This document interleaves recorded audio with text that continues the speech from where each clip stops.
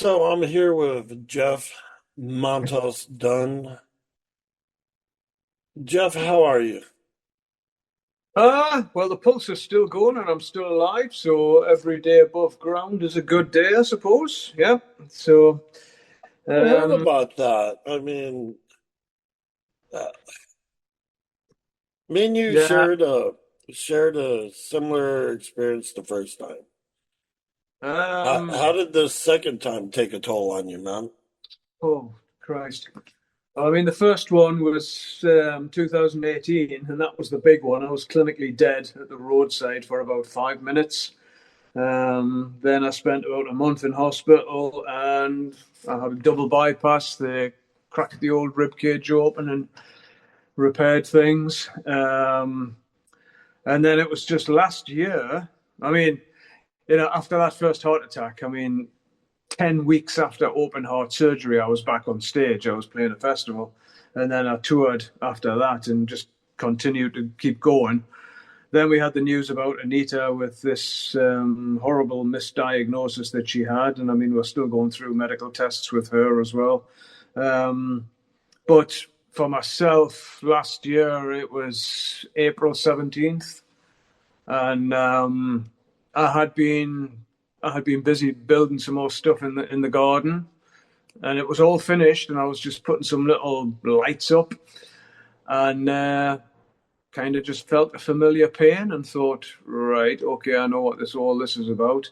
So I took a slow walk back up to the house, got into the house, and my partner Anita, she said, "Are you okay?" And I was like, "Well, let's give it a few minutes and see what happens here." Um, and the pain subsided. It kind of went away. Um, but I would say about no more than 2 or 3 minutes later, bang! It was back with a vengeance, and that's when she called um, emergency services. There was two ambulances turned up to the house. One paramedics, one had a doctor in, and they wired me up on the sofa, confirmed I was having a heart attack, and then I was blue lighted back to the original place that I was taking the first time, which was cardiac intensive care. Where they did numerous tests in there, and they decided that they were going to send me back down to the hospital where I had the double bypass. They wanted me to have an angiogram. So the following day, I was taken down to this other hospital down in Lisbon, and they confirmed, there was a heart attack. It was more of a minor event than the first one, but it still required surgical intervention because they said that although the bypass was functioning well, there was another two valves. Well, the other two valves were compromised. So at that point on the table, it was basically grit your teeth and bear it, and they inserted two stents. So I was on the table there for about an hour, and they inserted the stents in, and then there was about, I don't know, it was about 3 or 4 weeks recovery after that. It was pretty uncomfortable, but not as bad as the first one. Um, You're on blood but thinners now, am I right? oh god, I'm on all kinds of fucking shit. Join the I mean, club. the thing was, the only thing that I was taking after the major heart attack that I had, 3 months after I was discharged from the surgical team, they said, "We're quite happy to take you off all the medication now. The only thing we want you to take is the blood thinner." So I was taking one blood thinner per day for the last 6 years. And the cardiologist, sorry, that I spoke to on the second heart attack, he said basically that has saved your life. However, he questioned why they had took me off the statins, which was the cholesterol control. Um, and I just basically said, as far as I was aware, blood works were fine, everything was going in the right direction. So they wanted to take me off the medication. But now I'm on statin medication as well because when I spoke to the cardiologist, I said to him, I says, I don't understand. I says, this cholesterol thing. I says, my diet is very clean. I said, I couldn't get it any more cleaner if I tried. I exercise regularly. I mean, back in England, before I moved to Portugal, I had my own gym in the city centre, and I was a personal trainer for 19 years. That was my day job. And he basically said to me, he said, unfortunately, he says, it's your genetics, it's your family history, your father and your grandfather.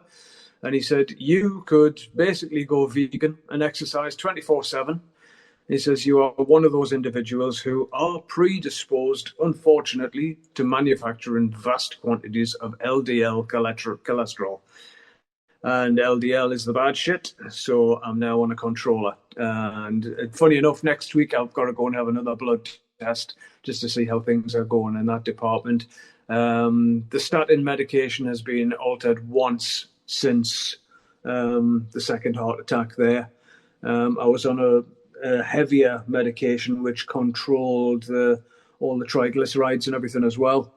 But they took me off that and they just put me on the statin. So I've got to have another review to see if I need to go back on that one or if I'm okay to stay on the current medication. Because the cardiologist I've got now is, I'm really happy. He says, we want you on the correct medication. We don't want to overload your system, but at the same time, we want to make sure everything's right. So, I'm receiving good. I feel you, good. man. I really do. Me and you go through the same thing. Seems like the older that we get, you know. Oh, yeah, tell me about it. I mean, like I say, I've been active since I was a kid. At the age of 10, I joined the school judo club. Martial arts was my life. I trained really seriously in the martial arts for, I think it was about 42 years.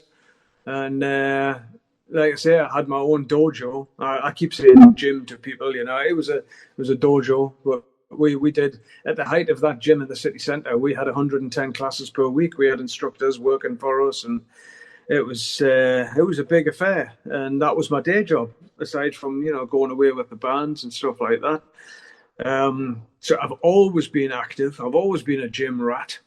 And diet and everything has always fascinated me. And then becoming a personal trainer, obviously I had to have that knowledge to pass it on.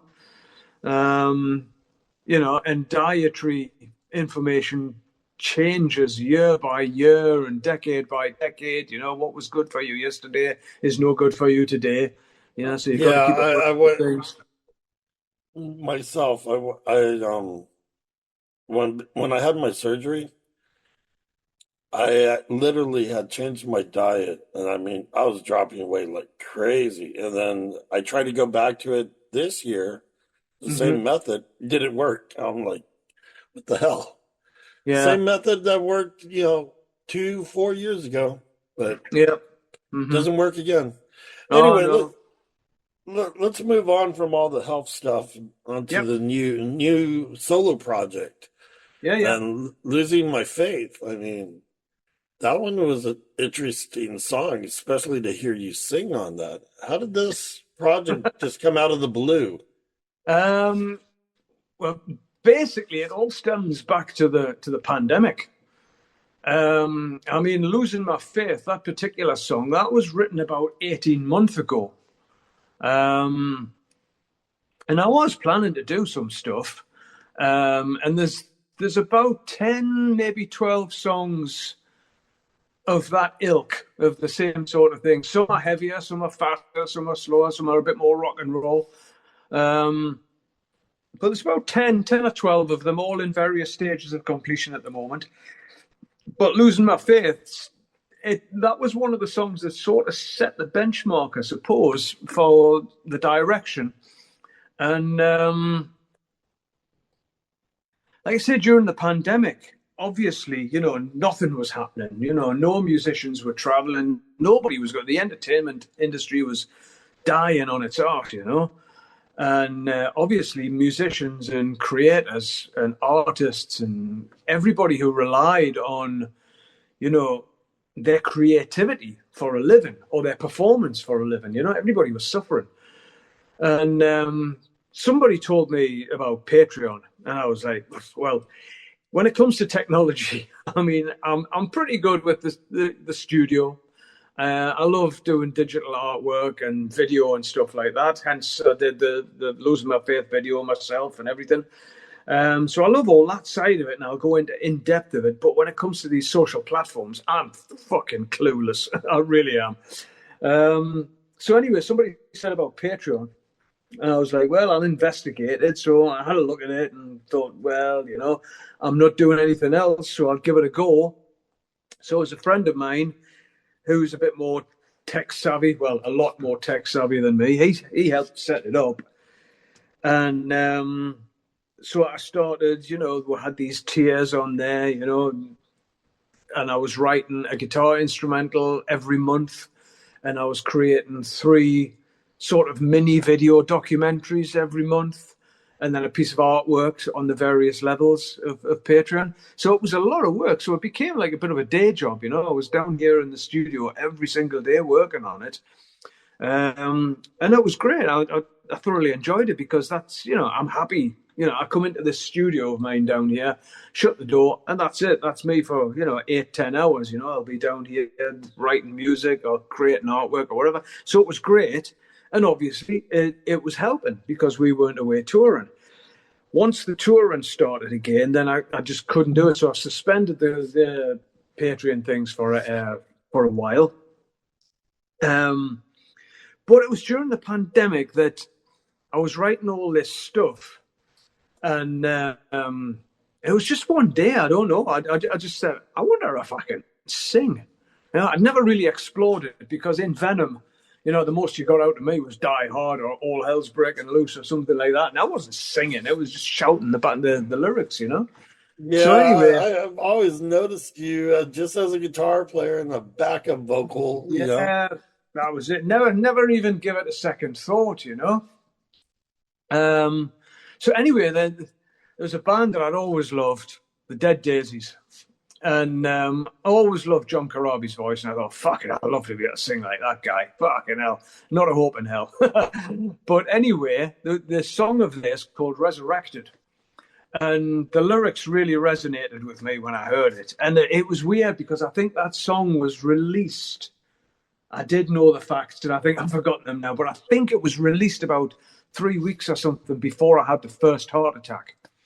I'm back, resurrected. I was like, fuck it, that's perfect song, So I thought I'm going to give it a go. So I learned the guitar parts, and I recorded them roughly. Put a basic drum beat down for it, stuck some bass down for it, and then I thought, right, let's try. So I mean, my thoughts and theories on it were like, if this turns out like a piece of crap, then all I do is I press the delete button. The door's closed. Nobody ever need know anything about it. So I tried a few times, and there was one particular take that I did, and I thought, there's something there. I don't know what it is because I'm not a singer, but there's something I can hear in there. So I tried to work on that kind of thing, and the voice came out the way you hear it on Losing My Faith. I was like, right, that's not too bad. So anyway, I bounced it down to a stereo file, and I took it up to the house and I played it to Anita. I went, what do you think of this? And she went, oh, I really like that. Who's this? And I went, it's me. And her reaction was basically, fuck off. That's not you. And I was like, yeah, just give it a go, When I saw the video myself when you were singing, I was like, I did a double take myself. I was like, Jeff, man, you sound good. I mean, yeah, hell. well, I'm trying. There's a lot more stuff there. I've done a few more covers as well. And one of the things that really surprised me, and we sort of became friends through it, was when I got a message off the Dead Daisies saying like, "Oh, check this out! This awesome cover of our song by Jeff Mantas." I was like, "What? You fucking hell!" And then there was one day I was just sitting in the house and my phone rang, and it was an Instagram call. And I looked at it, and I looked at Anita, and I went, "It's fucking John Corabi." What the fuck? So anyway, he was just ringing to say, "Oh, great job on the song," and all. I was like, "Holy shit!" So we've stayed in touch since. So I did a few more. I've done a few more covers, And I've heard people say to me, like, oh, you've got that sort of early Alice Cooper sort of thing to your voice and all this kind of stuff. And I'm like, okay, right, okay. So at the minute, it's still a fledgling thing, you know. It's still, I suppose, it's still in development, you know. I'm still learning about it, and typical of me, if I want to do anything, then I'll go into it as deep as I possibly can. So, you know, you're watching vocal tuition videos and all this kind of stuff because it's something I've never explored before.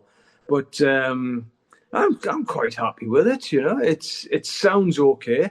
And I did send it. The first person I sent it to was a very good friend of mine in Germany, who's a studio engineer called Calais, and he's basically my mentor. He's the guy who's taught me all my studio craft.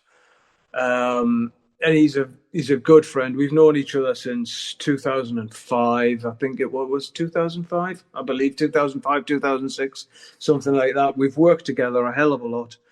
And I thought, well, if anybody's going to give me a direct answer, it's Kalle. You know, he's German, he's direct. He'll say, "Motherfucker, this is shit. Bin it." You know. So, but the response I got back was, "Hey, there's something there to work with." You know, so let's work on it. So, you know, it's like I say, it's still a work in progress. But it seems to be getting that little bit better every time I go into the vocal booth, you know. So I'm just going to keep working on it, and you know, who knows where it's going to go at the end of the day. But you know, I'm just quite happy doing what I'm doing at the moment, and you know, the reaction's great to it. I don't expect it to set the world on fire. I don't think it's going to change anything. But if people are digging it, if they're enjoying it, and if they're buying it, then great, because it all helps, you know. So at the end of the day, I've always said I'm just a working musician. That's me, you know, and then that's what I do. This is my day job. So yeah, so it's all good. It's all good. I think it's great that you're exploring different ideas, that you got out of your comfort zone and to Yeah, express your ability. I'm going to ask you this one question. I yeah. know you're heavily influenced by KK. Mm-hmm. Any chance you and him are going to do something together on this solo project? I think that would be amazing, both of you. I would, you know what it is? I would absolutely love to. I think KK is quite happy and quite busy with what he's doing. Um, but there's a couple of things I've thought, you know, that I could send him that and just see what he says, you know. Because I mean, we've had a couple of telephone conversations, and we've texted each other every now and again. I still have never met the guy.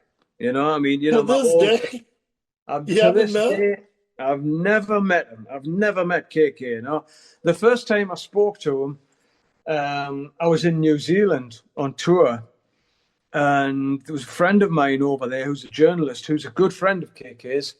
He came to the show, and we went back to the hotel after the show, and we were just all chatting and everything. He says, "Oh, by the way, you've got a phone call tonight." And I was like, "Really?" And he went, "Yeah." And upon that, he took out his mobile phone, made the call, and all I heard was him saying, "Yep, yeah, okay, he's here, yeah. I'll pass you over now. Okay, cheers now, bye." And that's it. He passed me the phone. As he passed me the phone, he went, "It's KK Downing." I just nearly fucking shit myself, you know. It's like, you know, what do you say to your hero, you know? It's like, so the thing was, I mean, as soon as he said hello, I was like, oh, holy crap, man. I'm just going to get all the fanboy shit out of the way so we can just have a conversation. So I just told him everything, you know, in 1979, Newcastle City Hall. It was you that changed. Oh, that was it. You know, that's what, as soon as I seen you run on stage, it was like, I want to do that, you know. So, you know, jokingly, I says, so, you know, all this black metal stuff, I says, it's all your fucking fault. I says, you know, you can take the blame for it. Um, and we had a good conversation. I says, you know, you were my moment. And everybody has a moment, you know, regardless of if it's sports, if it's music or anything, you've got your hero. You've got that one person who made you think, fuck, I want to do that. That's what I want to do. And for KK, it was Jimi Hendrix, you know, because we spoke about that. And he was like, you know, I'm the same. As soon as I seen Hendrix, it was like, fucking hell. Now, Hendrix would have had a moment. whoever Hendrix's moment was, they would have had a moment. You can go way, way, way, way back. So somebody probably way down the line would have seen Robert Johnson and went, "Fuck, I want to do that." And it just goes from there. Because at the end of the day, remember, heavy metal, heavy rock, it's steeped in the blues anyway. That's where we come from. But no, I've never actually met him. I would love to meet him. I would love to just sit down and chat and just talk. I mean, he did send me a message after the first heart attack, and I remember what it was. It was like, "What the fuck are you playing at? Come on, we've got gigs to do. Get your case packed." And I was like, "All right." I But think that would, two of well, that's you, sort. I think both of you, if you guys got together, I think you guys would create something amazing, because even if you did the rhythm section and he was doing the solo, or vice Oh, versa, you traded off, I think that would be an awesome, even in just an instrumental. You know what I mean? I think yeah. between you two, because you're a great guitarist, you've written great songs. I mean, I've told you this before, Mm. and he's written so many timeless classics himself. Oh, God. Yeah. Yeah. I mean, Mm. we could go on all day with about you two collabing, but maybe next time you guys talk, maybe you should just run them an idea, tell them, hey, I got an idea, maybe we could do something when a little free time here and there. No, I mean it would be a dream come true. Regardless of what happened with it, it would be a dream come true to get something like that. Just I don't know, write a song with him or just whatever it was, just collaborate on something. It would be a dream come true. That takes the thing, I suppose, for me in particular, it takes the thing full circle, I suppose. From that night seeing him in 1979. That I can't emphasize how much impact that night had. I mean, at that particular Oh, point. oh, Jeff, I can relate, because you already know I'm a big fan of yours and Venom, and you know, Yeah. I got to Mhm. do a show, and you don't even remember this, but this was up in El Paso. I was an opener. My dad was All in the right. hospital. So I didn't even, I played my time set, and I left. I went straight to the hospital to be with my dad. And, Oh shit. so I didn't even get to talk to you. And, Oh. so, I mean, for me, I've managed to get in the loop, talk to Mhm. you, Tony. I've never really cared for Kronos and his antics, but Yeah. all of you guys played a huge role in my influence, even though I went into death metal. But now that I'm older and I listen back to the old classic Venom songs, and I'm like, I realize there's little pieces of Jeff in there and on certain Yeah. riffs. Does that make sense? Even though, Do you know what it is? It makes honestly, then it makes absolute sense to me because there's one other person. Well, I mean, there's a few. I mean, my all-time favorite guitarist on a playing side, and I've got everything the guy's ever done, is Gary Moore. I mean, if someone said to me, "You can only listen to one guitarist for the rest of your life," it would be Gary Moore.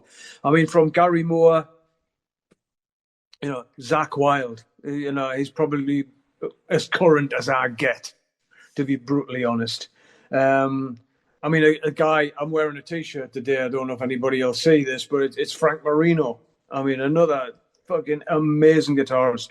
I mean, but there is another guy, and I've been writing this book for so many years now, and I mean, it's still in progress. But there's a chapter where I sort of self-analyze the songs that I wrote, and I mean, I've said countless times that "Welcome to Hell," that whole album, that was basically my first attempt at writing songs.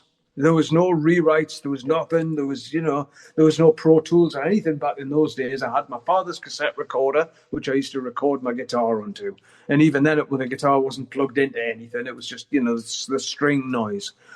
Um, But as I was analyzing the songs and, going through everything, and then it clicked.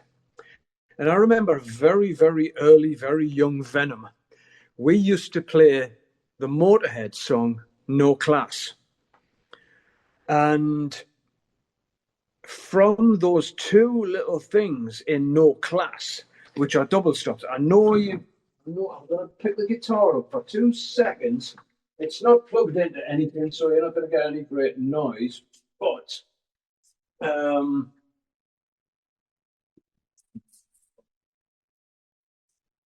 there's a thing in No Class that, I mean, it's basically that's Tush by ZZ Top, but it's No Class by Motorhead. Can't even hear it. So I'll take your word for it. I mean, Yeah, yeah. just Well, if you can't hear it, but the thing in it is there's these little thing called double stops, and they're basically the fifth and the octave of a power chord. right. And when I heard when I looked at that, and I thought, fucking hell, those little things, those double stops are in, well, the hell, Die Hard, Leave Me in Hell, Poison, fuck it. Oh, there's so many, even leading up to like Evil Dead. There's just tons of it. It's all over my songwriting, and that sort of clanging and loose rhythm. I just thought it's fucking Eddie Clark, and I remember buying the album Overkill and playing it to death when I was before the band really started, just playing this album over and over. So I think subconsciously there's a lot of that went in. And then when I eventually managed to sort of pick out some notes on the guitar, then perhaps subconsciously it's all come out. But it was years later where I was thinking, fucking hell, yeah. I mean, Eddie would do that sort of, all that loose fucking rhythm playing. Um, and there was a lot of that in early Venom.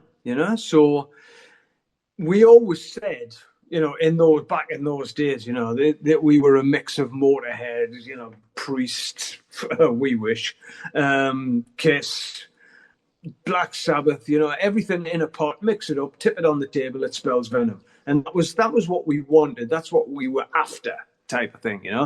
I mean, I can remember an ill-fated day of a Venom rehearsal where we attempted to play the Ripper because the singer we had in, Clive Archer, at that particular point, very early days of the band, he was a huge Judas Priest fan, and obviously I was at that point since I had seen them, witnessed them, and everything. And I remember the first time I met him, he had a pair of flared, fucking brushed denim jeans on, and down the front of one leg he had embroidered the Ripper. So it was like instant Priest fan. It was like, yeah, so there was a connection there. So we tried one day to play the Ripper. We couldn't have failed more if we had tried to play the Ripper on National Fail to Play the Ripper Day. It was fucking abysmal. We couldn't do it. We just didn't have the chops to do it. But in the Ripper, there's that little section, all that, where it all breaks down. The same little thing happens in Countess Bathory. Dum dum dum dum dum dum dum dum dum dum dum bam bam. And that's Yeah. my little tip of the hat to the Ripper, to the Priest, right? I In got the a question. same way as lay down your swords to the gods, rock and roll. What's in the same phrasing as that? Fall to your knees and repent, if you please. So those little things, they all came out in the songwriting. So there was the idea and the inspiration of things there. Um, and it's only years later that I've come out and said that because nobody picked up on it way back then. And if they did, they certainly didn't say anything. Well, Um, I think the way and the style, how you guys do it, it makes it seem like you didn't have any influence. You were just creating your own yeah, style. But, I, as a guitarist, and we do know this, um, it's impossible not to play something that's not heavily influenced by us or oh by. God, yeah, yeah. So I'm right there with you. By the way, Mhm. I want to do a two-part interview on us because I mean we have so much to talk about. So we'll do like 30 minutes. We'll end this one in 10 minutes, and then later on, that way I can get my camera fixed. Yep. We'll get back to it. I'm sorry, by the way, everyone. My camera just died on me today, and I haven't used it in 1 year. I think the last interview I did was with when you were still in Venom Inc. with Tony and Mm. Mhm. Mark. Mhm. I got a question. You still talk to Clive, right? It's been a long time since I've been in touch with him. He's still around. Um, he's just a private person. Um, I Any don't even chance? know what was that. I know what you're going to say. I know exactly what you're going to say. Any chance? Yeah, yeah, yeah, yeah. We know. Um, it's always well, more recently, even more recently, it's been in the back of my mind. Yes, but the last thing I saw with Clive, he was doing some kind of blues band thing. So he was still involved in music. He still had the long. I mean, his hair was down to his waist when he was in Venom. Um, and I mean, Clive was wearing what is now called corpse paint. He was wearing that back in late '79. Um, and I can vividly remember with Clive when he had the corpse paint on. It wasn't theatrical makeup either. It was fucking paint that we got from a hardware store and just painted his face.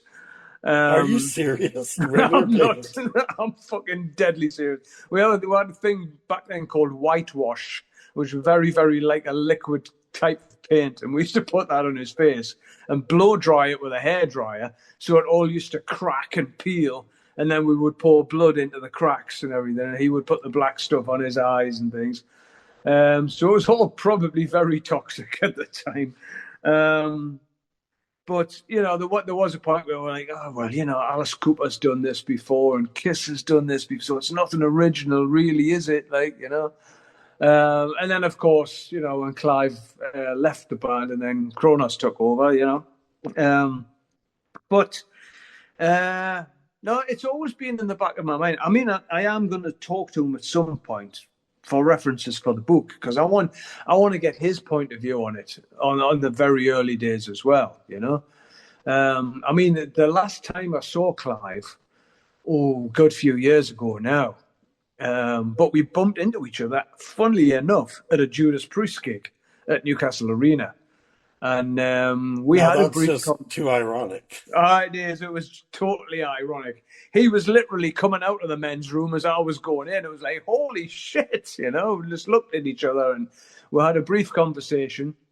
Um, and I would just love to sit down with him and just say, give me your thoughts and your perspective on the early days. Because we all know that people's perspectives can be different on what it was. I mean, we had a lot of fun times, and there was a lot of fun times that weren't even involved in the rehearsal room. It was like the hijinks that we used to get up to and all that kind of stuff. Um, yeah, we were just kids when I think about it. I mean, just literally teenagers. I've just recounted a story on my Facebook thing there about the time that me and Abaddon were at his apartment, well, a flat as we call them, and it was nothing luxurious. It was in this fucking horrible area, and it was I don't know. It must have been 2 or 3 o'clock in the morning, and he had with Eric Cook, who became our manager. They were working at an engineering factory, and they had manufactured these. Well, they had on the sly. They made these metal pots, which we used as pyrotechnic pots. And so we took one of these metal pots out into the backyard, and we wired it up and poured some of this pyrotechnic powder in. And at that point, I mean, a fucking 9-volt battery will set off these things as long as it can break a thin wire fuse and cause a spark, and boom, it goes off. No, these two fucking geniuses, we plugged it into the mains of the house and flicked the switch. And like I say, at about 2, 3 o'clock in the morning, the whole fucking neighborhood lit up. The explosion was fucking incredible. I can still hear it to this day. If you had a Um, video camera, that would have been worth preserving. oh, fucking hell, fire! It was priceless. We actually ran out of the house. We ran a couple of streets away and then casually strolled back as if we were coming back from a night out. And asking what was happening. All these people out in their pajamas and stuff, fucking screaming about the gas mains had exploded or something. Fucking hell. It was colossal. This bang that went off. It was fucking horrendous. But there's plenty tales like that. I mean, we brought the ceiling down in a rehearsal place testing these pyros out one day. Literally all the plaster and everything on the ceiling. The whole fucking place collapsed. With us in it, I might add. Being musicians and you know, yeah, we do a lot of stupid shit. And Oh fuck yeah! if you're a young kid listening to these stories, don't do it. Don't do it. Oh no, no, no! Just concentrate on the music, or even better still, get a proper fucking job. Believe it or No, not, and that's the truth. You're not going to make a lot of money being a musician, so oh no, not no, unless no, you're Metallica or Slayer. no. Well, then, but even by that token, um, when was the last time I seen James Hetfield was when he came to San Francisco to the DNA Lounge to see Venom Inc. Abaddon was still with us at the time. And somebody said he was coming down, and I was like, yeah, right, whatever. And as I walked on stage, I looked into the balcony, and sure enough, there he was, and he headbanged and sang every fucking song. And James is a big Venom fan.